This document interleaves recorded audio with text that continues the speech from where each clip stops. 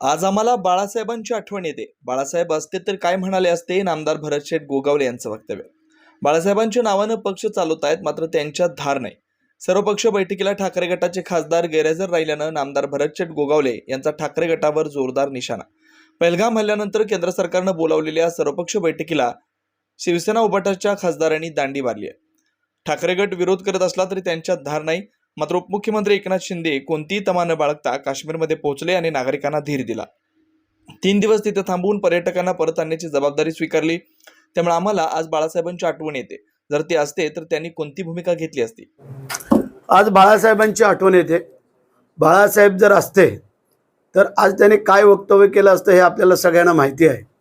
परंतु त्यांच्या नावाने जे काय चालवत आहेत पक्ष, त्यांचा कोणच माणूस तिथं हजर राहू शकला नाही आहे. ना धड विरोध थोडाफार केला, पण ज्या प्रकारे बाळासाहेब करायचे ती धार त्यांच्यामध्ये त्या आत्ताच्या लोकांनी त्यांच्यात नव्हती.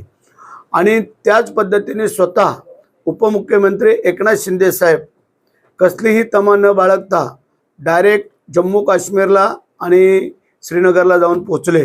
नुसते पोचले नाहीत तर तिथं जाऊन जे काय आपले भारतीय नागरिक सगळीकडचे होते त्यांना आणण्याची व्यवस्था विमानांसहित स्वतः साहेब 3 दिवस तिथं थांबून करतायत केली.